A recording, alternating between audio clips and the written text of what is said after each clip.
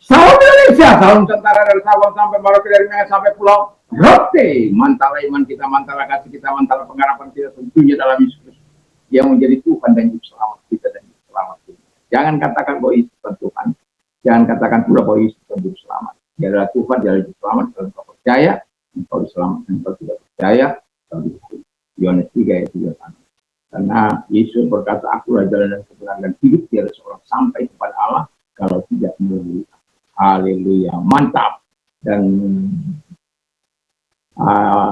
Kisah Rasul 4 ayat 12 mengatakan, dan keselamatan tidak ada dalam siapapun juga selain dalam Dia Yesus Kristus. Karena di bawah kolong langit tidak nama lain yang diberikan kepada manusia yang olehnya kita diselamatkan. Yohanes 3 ayat 16. Karena begitu besar kasih Allah akan dunia ini sehingga Ia mengaruniakan anaknya yang tunggal, supaya setiap orang percaya kepadanya tidak binasa melainkan.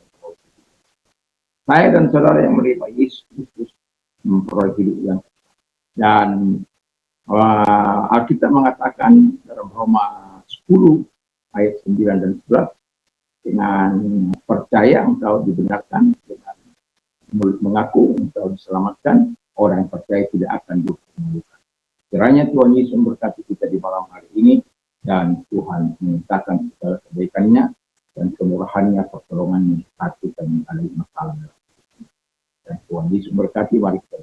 Terima kasih Tuhan, tidak ada satu manusia pun yang luput dari masalah.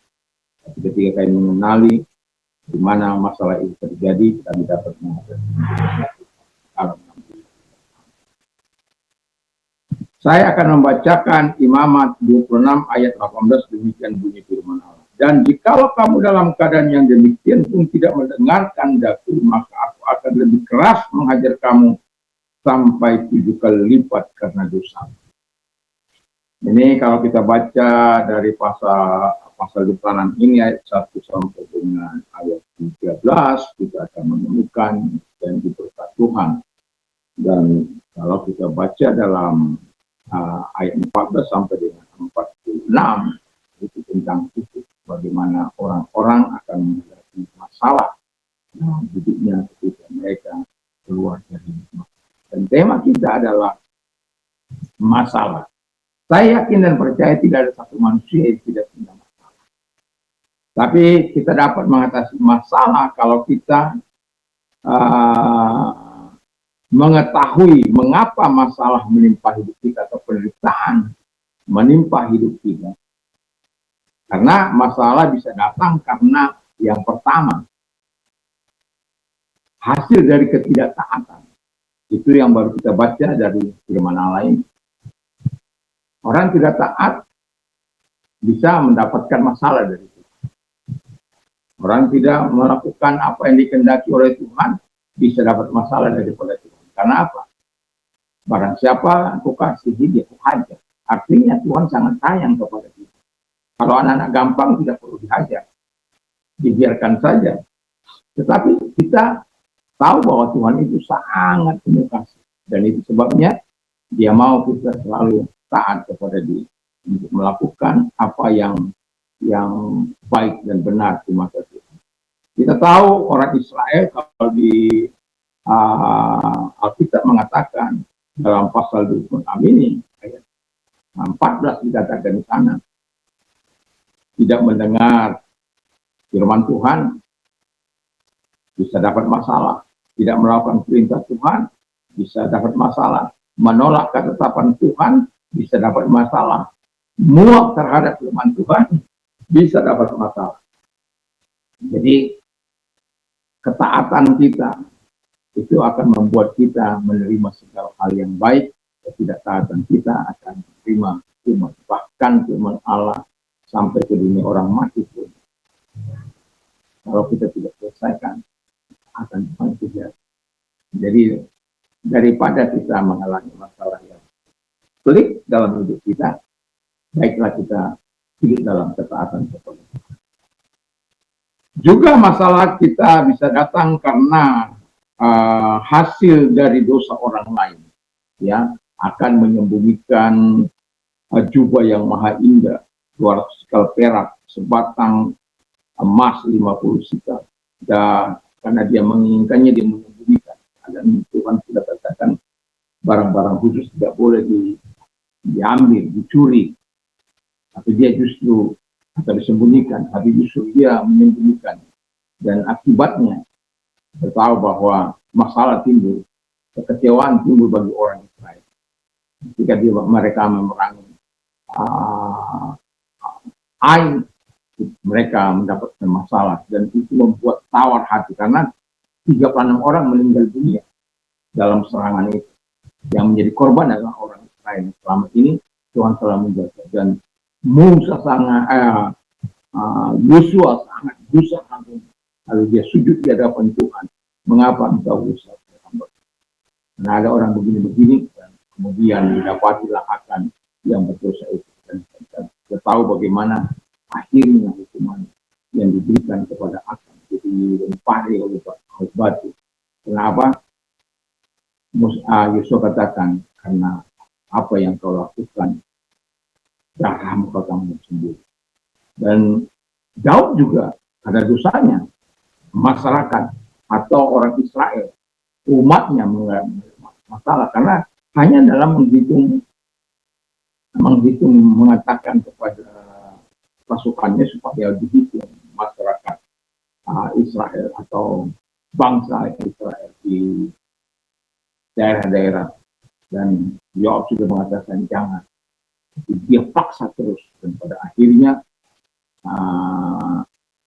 firman Allah datang kepada dia melalui Gad, dan 3 hal yang Tuhan perhadapkan dan harus dipilih.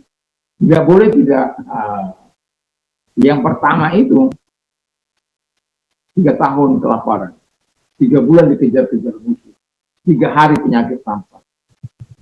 Dia tidak bisa menjawab sebenarnya, dan jawabannya juga tidak mengarah sebenarnya. Tapi pada akhirnya dia hanya berkata, aku tidak mau jatuh ke tangan musuh. Dia sudah tahu apa akibat tangan kejar-kejar musuh. Dia tahu ketika dia punya pengalaman bagaimana Daud mengejar-ngejar dia harus pindah dari satu tempat ke tempat yang lain. Dia harus bersembunyi dan tidak aman, tidak nyaman, dan itu sebabnya dia tidak mau dikejar-kejar musuh.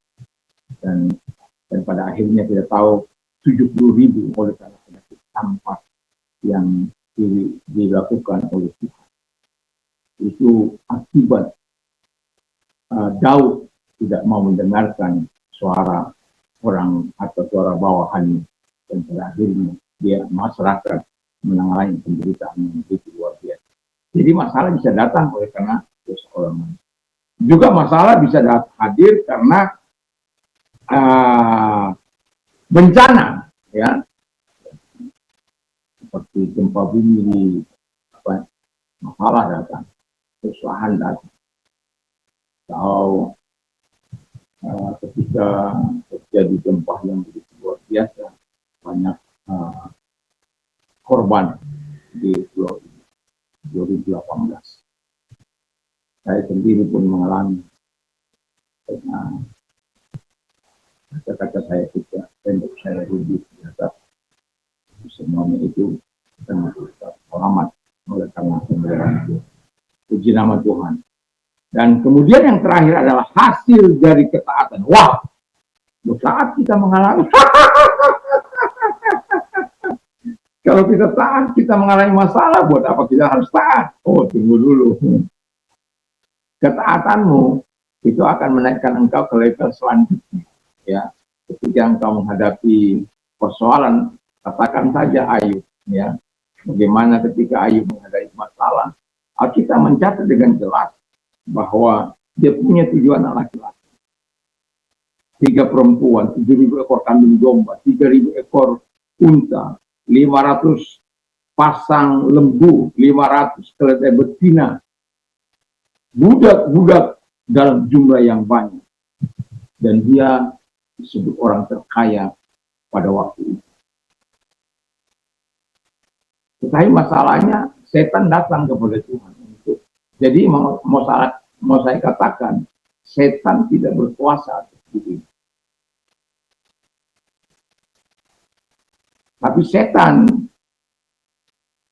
bisa dipakai Allah untuk melatih iman, dan itu terjadi bagi Ayub. Ayub itu adalah orang yang saleh, orang yang takut Tuhan, orang yang jujur, dan orang yang menjauhi kejahatan. Dan kemudian kita tahu pada akhirnya seluruh harta bendanya habis, anak-anaknya meninggal dunia, hartanya lenyap, dan kita mengatakan terpujilah Tuhan. Dia yang memberi, dia yang mengambil. Wow, itu luar biasa. Dan pada akhirnya endingnya kita tahu pada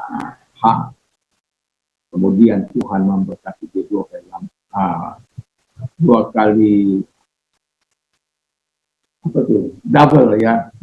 Jadi kalau 7.000, 40.000, cuma anak-anaknya tetap ya. Tuhan memberkati anak-anak kita.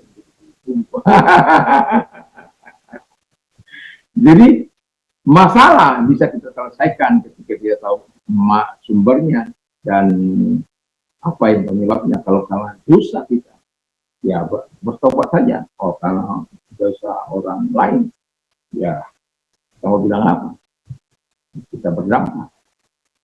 Yang seperti yang dialami oleh bangsa Israel, atau yang dialami di dalam kepemimpinan Yosua atau kepemimpinan Daud oleh ini, karena kesalahan Daud sebagai pemimpin, dan akhirnya 70.000 orang meninggal. Yang mau saya katakan adalah, kalaupun apa itu bencana datang, jangan pernah tidak menyelesaikan masalah kita. Apa yang kita miliki, masalah yang kita miliki, selalu ada jalan keluar. Kalau dosa karena dosa, minta ampun pada Tuhan.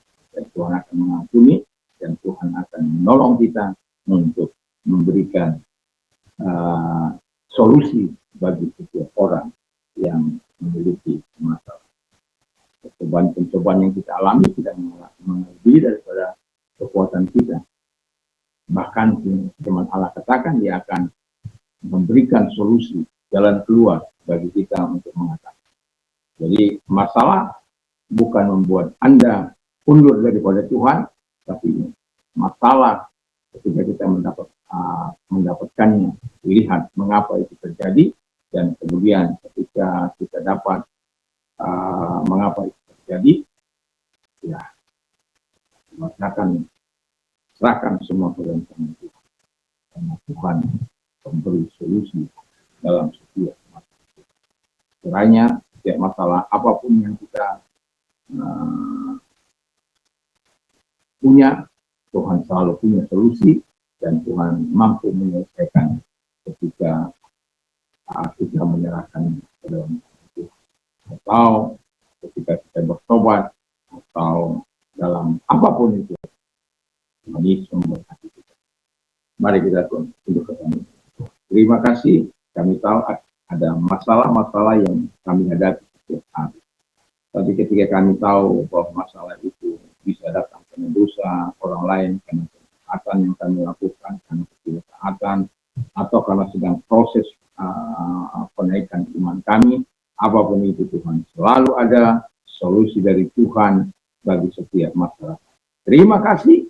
Dan kalau engkau sakit, arahkan tanganmu kepada Tuhan kita berdua. Dan setiap tangan yang diarahkan kepadamu, percaya Tuhan mampu menyembuhkan. Dalam nama Yesus, segala sakit penyakit yang mereka kita keluar dan melebihi diri. Ketika engkau menghadapi permasalahan dalam hidupmu, serahkan semua dalam tangan kita. Kalau engkau orangnya, mari kita berdoa.